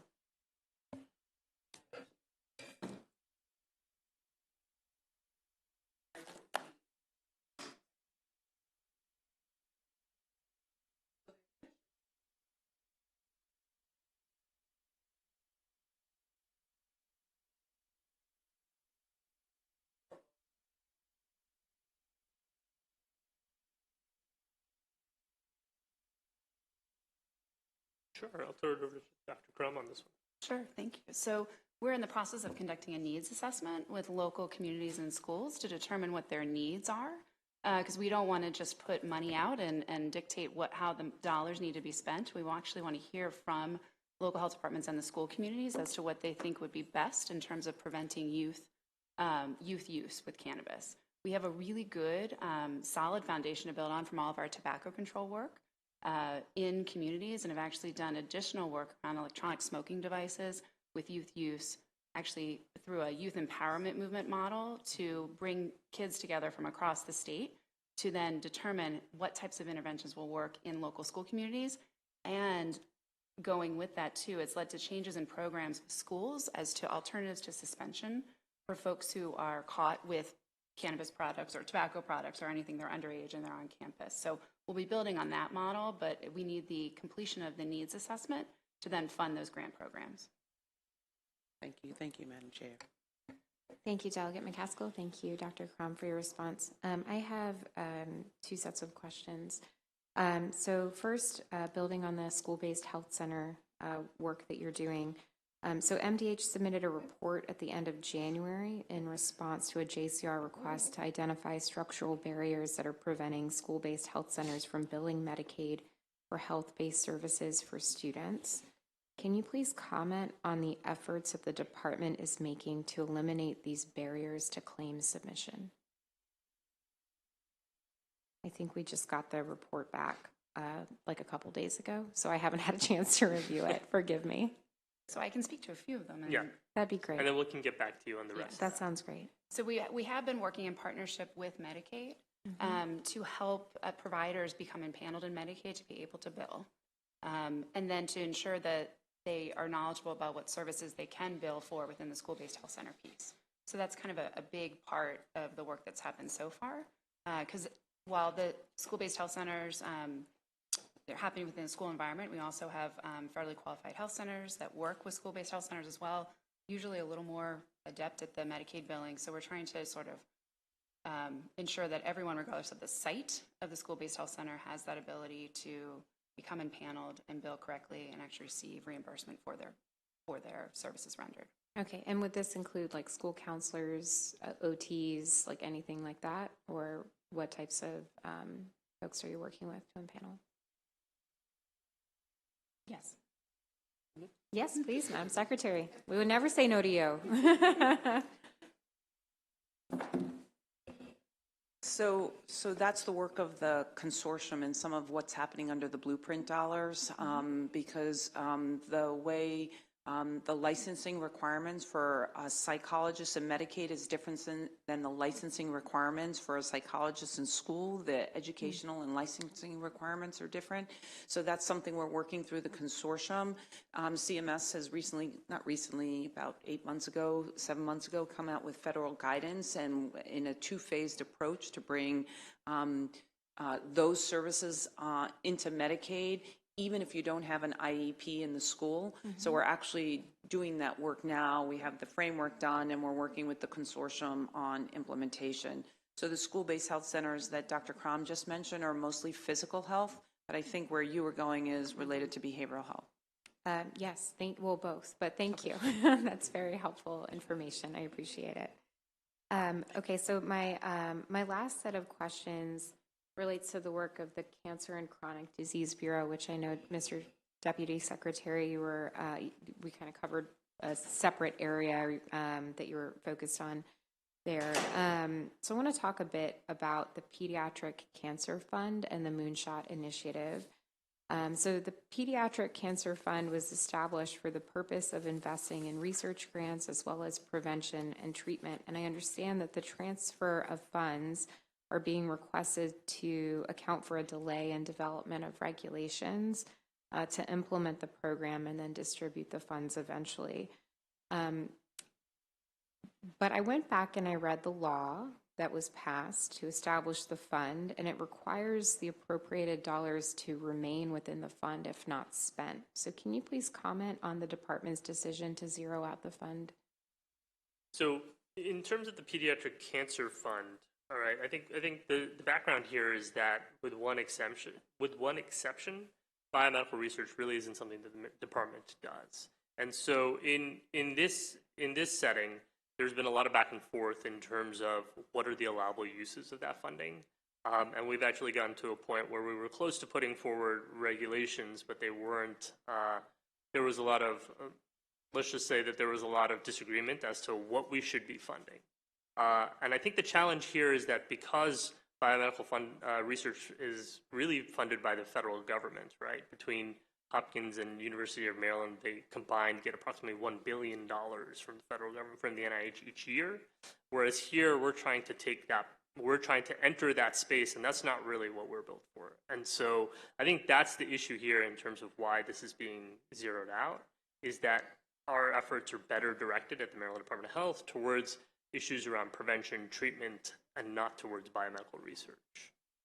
Okay, but the Moonshot program did invest in research funding, right, at Johns Hopkins and at the University of Maryland Medical System, about $10 million. So, and the department handled those investments. So can you, I'm sorry, can you just help me understand? Sure, I was just touching on the Pediatric Cancer Fund there specifically. Yeah. So in terms of the Moonshot, that was established in the 2022 legislative year. In FY23, only approximately half of the dollars, well, 4.1 out of the 8.3 available to University of Maryland was spent. And once again, this kind of goes back to that same issue around biomedical research funding, and that the department is really not, that's not our primary focus. And so that's the same reason that this is being zeroed out as well. Okay. I'd like to follow up with you on this offline, please. Sure, would be Thank happy you. to do so. Any further questions by subcommittee colleagues? Thank you so much for being here today. Thank you. We do have, I believe, a couple of witnesses that have signed up to provide written oral testimony or both. So just noting for the subcommittee's record that Melva Harris has submitted written testimony. Michael Brozick from the University of Maryland Capital Region Health has submitted written testimony and will also be testifying in person here today. And Kashena Cross has also signed up to testify and provide oral testimony, but I don't believe they have joined us. So please, if the University of Maryland Capital Region would like to come join us at the table, we welcome your testimony. Yes, whoever from your team. Thank you. You may begin when you're ready. Thank you. Madam Chair, fellow subcommittee members, good afternoon. Thank you for your service to the state, and thank you for allowing me to be with you today. I am Michael Brozick, and I'm privileged to serve as the Senior Vice President of Finance for the University of Maryland Capital Region Health. University of Maryland Capital Region Health is part of the University of Maryland Medical System, operating the University of Maryland Capital Region Medical Center in Largo, as well as other access points in Laurel, Bowie, New Carrollton, Suitland, and National Harbor. Over the last few years, with the help of this funding, we've secured an extensive list of new specialists in our county, more further detailed in the written testimony that was submitted, and they've enabled us to build new clinical programs in cancer, cardiac and vascular, orthopedics, neurosciences, and women's health. This is all in addition to the breadth of medical specialists that are needed to staff our Level 2 Trauma Center, which is the second busiest in the state and the only trauma center in Prince George's County. The results of the state's investment in the build-out of the new clinical programs has been significant increases in both access to care and the number of residents that are choosing to receive their care at Capital. For example, we have seen significant growth in births, up over 200% since our pre-COVID levels, and we're focused mostly on serving high-risk moms and babies. We've seen operating room time up approximately 35% since those pre-COVID levels. And we've also seen improvements, specifically reductions, in the length of time that patients have to stay in the hospital. To further illustrate the importance of this funding, Capital is also building a comprehensive cancer center on our Largo campus, which will open in 2 months in the spring of 2024. The cancer program will provide education, screening, diagnosis, and treatment for breast, lung, prostate, and colorectal cancers. Through the development of these aforementioned programs, Capital has already helped reduce county outmigration by nearly 20%. And we've also received some recent recognition for these programs, including U.S. News and World Report rating us as high performing in heart attack, heart failure, heart surgery, diabetes, and stroke. And very recently by Health Grades, which we're proud to have been ranked as the #1 stroke program in the state of Maryland. So to wrap up, I just want to say that this critical and appreciated state funding is helping to build the care teams that will serve patients throughout Prince George's County and across the region. Simply put, we are already seeing progress. I want to thank the subcommittee for your consideration and urge your support for the fiscal 24 operating grant. Thank you so much for your testimony. Does any subcommittee member have questions? Thank you so much for being here today. I don't have others listed on my list, but I know that a couple folks have come to testify from University of Maryland Medical System, correct? From the Cancer Center. Please join us at the table. There must be something going on our end. I apologize for that. Welcome to our committee. You may be seated and you may begin your testimony in whatever order you wish, and you may do so when you are ready. Please introduce yourselves to the committee, and we will begin when you're ready. Thank you. Good afternoon, Madam Chair, members of the subcommittee. Thank you very much. My name is Dr. Kevin Cullen. Until last month, I served as the director of the University of Maryland Marlene and Stuart Greenebaum Comprehensive Cancer Center, and we're here to talk today about the Cigarette Restitution Fund. I'm here today to introduce the new executive director of the Greenebaum Cancer Center, Dr. Taufik Owanakoko. Dr. Owanakoko is an oncologist with an internationally recognized researcher in lung cancer and cancer drug development. He joins us from the University of Pittsburgh, and additional biographical information on Dr. Owanakoko is in the testimony that we submitted electronically. Before I turn it over to him, I just want to very briefly touch on a comment that the Deputy Secretary made about the Cancer Moonshot funding that was allocated to the University of Maryland. When that appropriation was made in 2022, we had explicit discussions with Secretary Brinkley at the time that we would, asking that we would be able to reserve some of those funds and not have to allocate them all in a single year. And it was, we've been working through those issues since then. But the intention was to reserve some of those funds to be invested by our new director, Dr. Owanakoko.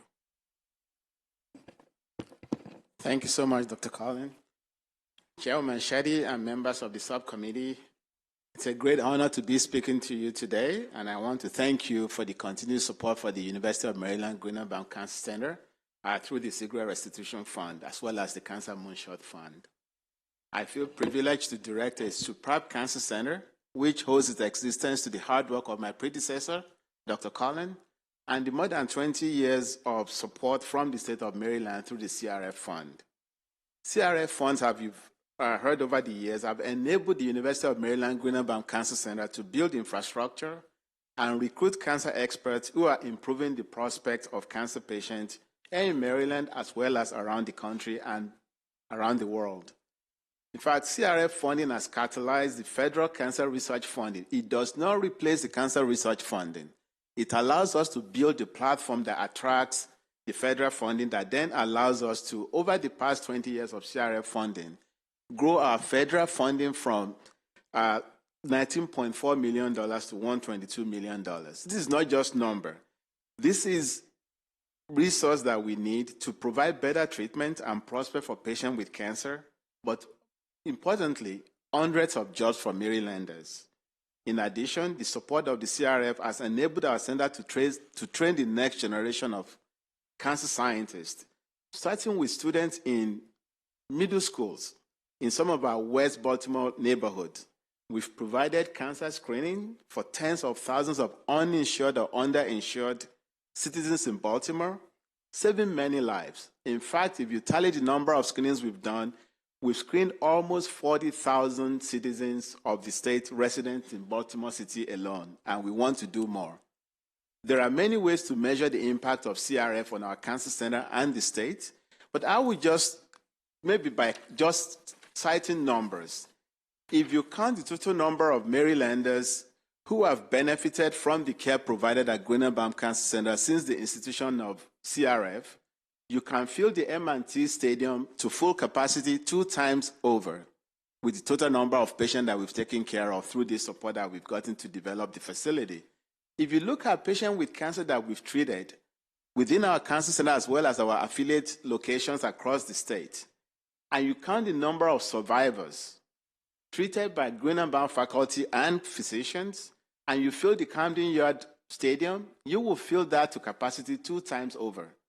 On behalf of the 120,000 cancer survivors who are your relatives, your neighbors, your constituents, our citizens, please accept our thanks and share our pride in the accomplishment of CRF, and we want to do more. Thank you.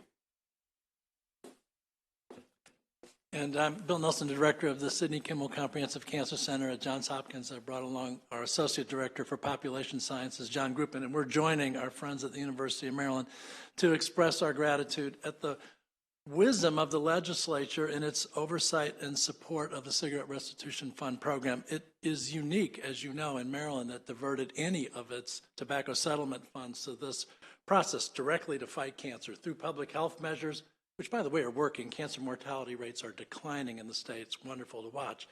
And to research, and our stewardship of the research allocation to Johns Hopkins, we, like Tafik described, invest ours in people and projects. And the people are bringing new, young, talented folks to the state. They're ever more diverse, enthusiastic, productive. It's a privilege to watch them launch their careers and watch their careers blossom. I would encourage you to come visit, any of you, at any time. You'll be excited generally to see them.